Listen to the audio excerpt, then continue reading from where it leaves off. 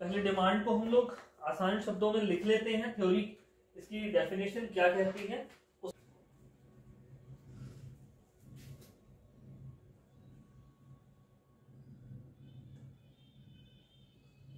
Demand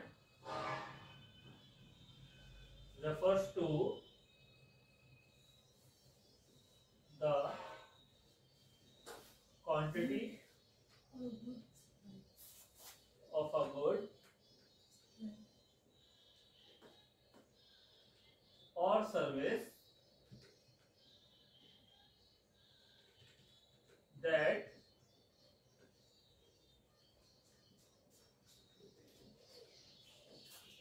consumer are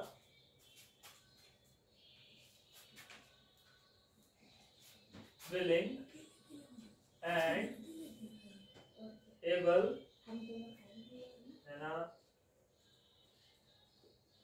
to purchase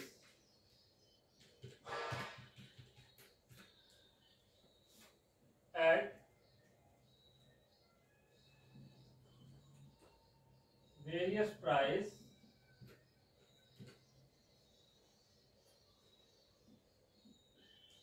during a given period और time. ये है definition demand की कि डिमांड कहते किसे हैं। अब हम इसको आसान भाषा में समझते हैं कि डिमांड है क्या। क्या मानते हो डिमांड क्या होगी? किस चीज को हम कहेंगे कि इसकी डिमांड है? ये डिमांड है। अब डिमांड कैसे बनती है, इस बात को हम कैसे इंश्योर करें कि इसकी डिमांड है, मतलब मैं कोई चीज लूंगा, इस बात की श्योरिटी कैसे होती है। तो उन्होंने देखो क्या लिखा, demand refers to the, demand किसको बोलेंगे? क्वांटिटी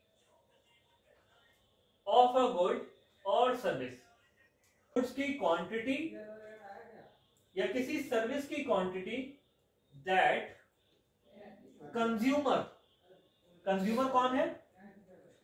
जो कंज्यूमर और कस्टमर अलग हैं। कस्टमर कोई भी हो सकता है, कंज्यूमर वो है जो उसको कंज्यूम करेगा।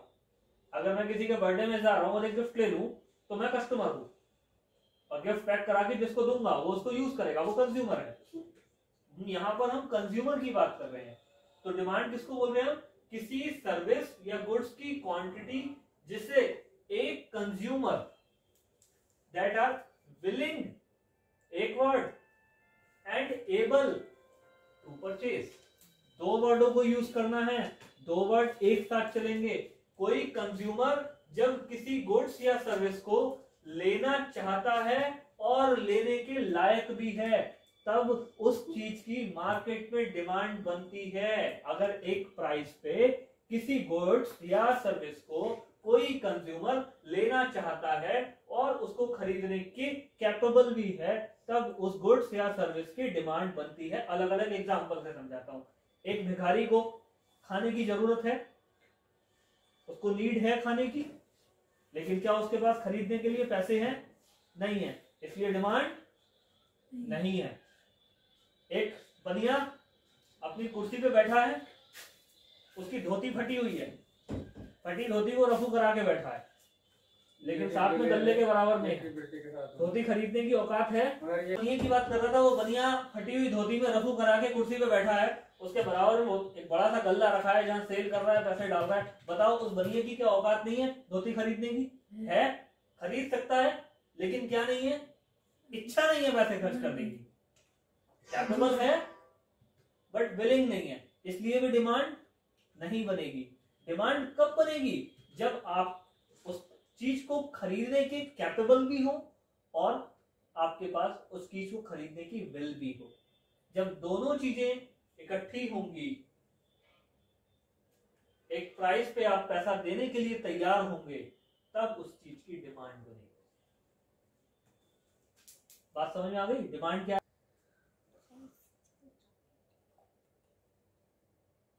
तो हमने बात की डिमांड किस चीज से बनती है। What determine demand?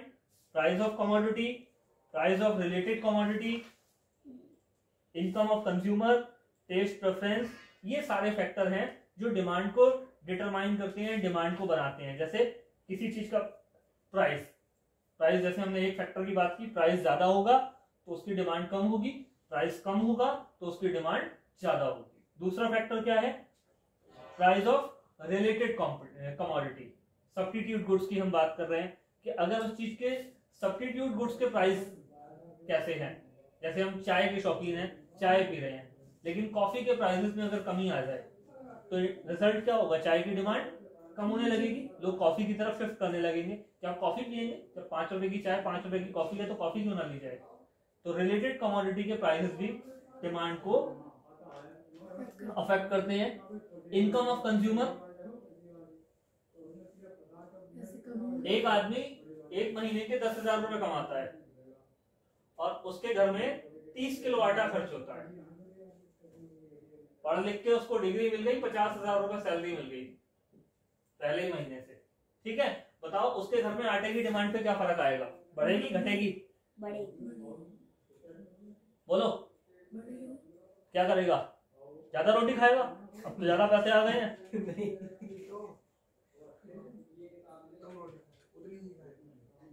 रोटी कम खाएगा, वो आटे की डिमांड वही रहेगी, बाकी चीजों का डिमांड बढ़ेगा, आटे की डिमांड घटेगी। वो भी फर्क पड़ेगा। पहले 30 दिन तीनों टाइम घर पे खाना खाते थे, 10,000 रुपए है, 10,000 रुपए में निपटाना है। अब वीकेंड पे रेस्टोरेंट जाएंगे, जोमेटो स्विगी का जमाना है, घर में खाना क्यों बनाएंगे, आटे की डिमांड में फॉल आएगा। It says income of consumer.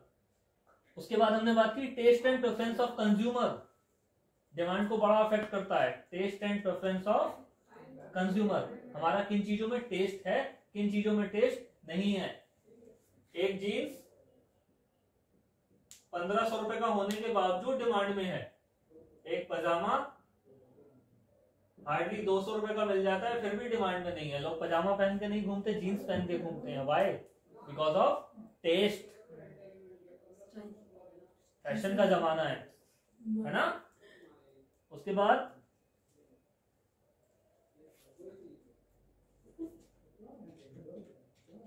Consumer expectation, जैसे साइज ऑफ पॉपुलेशन हो गया, पॉपुलेशन के साइज पे भी हमारा डिमांड इफेक्ट करता है। अगर किसी एरिया में बच्चे ज्यादा होंगे तो उस एरिया में बेबी टॉयज की डिमांड होगी, बूढ़े ज्यादा होंगे तो वॉकिंग स्टिक दवाइयों की डिमांड ज्यादा होगी, बड़ा इनकम का ग्रुप होगा तो कारों की डिमांड होगी, पुअर कम्युनिटी होगी तो लेबर वाली साइकिल की डिमांड होगी। तो किसी एरिया का पॉपुलेशन किस तरह का है ये भी डिमांड को इफेक्ट करेगा।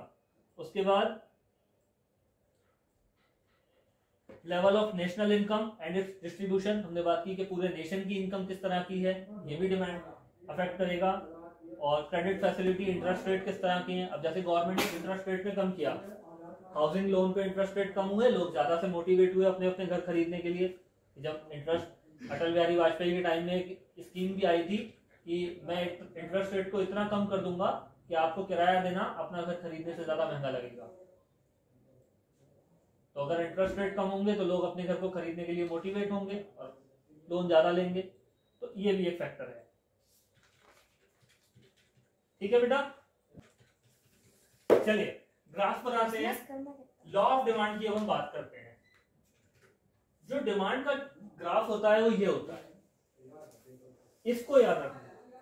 लॉ ऑफ डिमांड में जो ग्राफ होगा वो ये होगा, जहां इस तरफ प्राइस है, दूसरी तरफ क्वांटिटी है और अदर थिंग्स रिमेन इक्वल। अगर बाकी कोई चेंज ना हो तो ये इसका ग्राफ है। जब प्राइस इतना होगा तो डिमांड ये है और जब प्राइस इतना होगा तो डिमांड ये है। तो ये इसके अंदर एक रिलेशन हम देख सकते हैं कि जितना प्राइस आप बढ़ाते जाएंगे उतनी डिमांड घटती जाएगी, जितना प्राइस आप गिराते जाएंगे उतनी डिमांड बढ़ती जाएगी। कोई शक? Law of demand, higher the price lower the demand, lower the price higher the demand. Important question ये आएगा, what are the exceptions of law of demand. Exception अब इसको एक्सेप्शंस का मतलब बताओ। एक्सेप्शंस का मतलब ये है कि ऐसी जगह पर बताइए जहां ये डिमांड का रूल लागू नहीं होता। मतलब अभी मैंने नॉर्मल केस में क्या बोला, जितना प्राइस ज्यादा होगा उतनी डिमांड कम होगी, जितना प्राइस कम उतनी डिमांड ज्यादा। लेकिन ऐसे केसेस भी हैं जहां इसका उल्टा होता है, यानी जितने प्राइसेस बढ़ाए जाएंगे डिमांड उतनी बढ़ती जाएगी, जितने प्राइस कम किए जाएंगे उतनी डिमांड घटती चली जाएगी। बताओ दुनिया में ऐसी कौन कौन सी चीजें हैं तुम्हारे हिसाब से? अच्छा, गोल्ड के भाव अगर 5,000 रुपए तोला कर दिया जाए, 5,000 रुपए तोला, 5,000 रुपीज पर 10 ग्राम। अब जो आदमी 15,000 रुपए कमाता है उसकी बीवी भी मोटा झुमका पहन के घूम सकती है, तो क्या बड़ा इंडस्ट्रियल की बीवी सोने का सेट पहन के आना पसंद करेगी? क्या फर्क रह जाएगा अगर 5,000 रुपया पर 10 ग्राम गोल्ड हो जाए तो 15,000 रुपए कमाने वाला आदमी हर महीने 5-10 ग्राम गोल्ड खरीद सकता है या नहीं खरीद सकता? खरीद लेगा। फिर कॉर्पोरेट की बीवी ये कैसे दिखाएगी कि मैं इतना सोना लाद के चल रही हूँ? उसे ऐसा फील आएगा जैसे उसने लोहा लटका लिया हो। अरे मैं गोल्ड की बात कर रहा हूँ, मैं सिर्फ गोल्ड का दिखाऊं। प्राइस कम होगा तो जितना गोल्ड का प्राइस बढ़ता है उतनी हायर कम्युनिटी गोल्ड खरीदती है, क्योंकि उतना जितना प्राइस बढ़ेगा लोअर कम्युनिटी की पहुंच से बाहर होता है, और जब गरीब की पहुंच से गोल्ड बाहर होता है तो अमीर खरीदता है। क्यों? क्योंकि उसको शो ऑफ करना है। बात समझ में आ रही है? इसका एक्सेप्शन है डिमांड सप्लाई का। आटे का भाव 30 रुपया है, हम रोटी खाते हैं, आटे का भाव 300 रुपये हो जाए तो क्या रोटी छोड़ देंगे? तब भी खाएंगे। It mean what? Exception to this rule, इसे हम बोलते हैं नेसेसिटी गुड्स। ये हमारे लिए क्या है? नेसेसिटी है, इस पे कोई डिमांड सप्लाई काम नहीं करेगी। चाहिए मतलब चाहिए, आप बाकी की जरूरतें रोक देंगे लेकिन आटा खरीदेंगे। और गिफन गुड्स यानी कि लोअर गुड्स जैसे बाजरा, इन पे ये रूल काम नहीं करता। तो डिटेल में समझाऊंगा। आज मेरे पास 50,000 रुपए कैश है, क्या मेरी इच्छा होगी कि 1 लाख रुपए हो जाए या नहीं होगी? और पैसा और पैसा और पैसा। तो वेल्थ एक ऐसी चीज है ये इंसान बनाना चाहता है, इसका भी डिमांड सप्लाई से कोई लेना देना नहीं है ना। जितनी बन जाए, जितना पैसा आ जाए उतनी कम ही कम है, तो इसकी भी डिमांड हमेशा क्या रहेगी? इंक्रीजिंग ऑर्डर में ही रहेगी, बढ़ती ही जाएगी।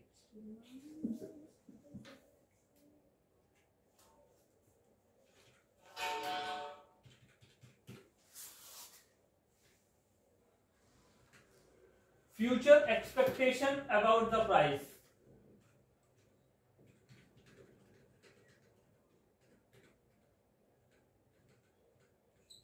कोविड में हमने खूब देखा, लॉकडाउन लगने वाला है, लोग भर भर के टूटे राशन लेने पे, सामान लेने पे, और उसका जमकर फायदा उठाया मार्केट वालों ने, खूब लूटा। उससे क्या हुआ? प्राइस बढ़ रहे थे तब भी डिमांड बढ़ रही थी। दे दो भाई दे दो, 20 रुपए का माल 50 रुपए का दे दो भाई दे दो, पता नहीं भूखे मर जाएंगे, मिलेगा बाद में नहीं मिलेगा। तो अगर हमने फ्यूचर एक्सपेक्टेशन लगा दी है कि ये नहीं मिलेगा या बहुत हायर रेट पे मिलेगा, तब भी लोग भूल जाते हैं डिमांड सप्लाई का गेम और लग जाते हैं।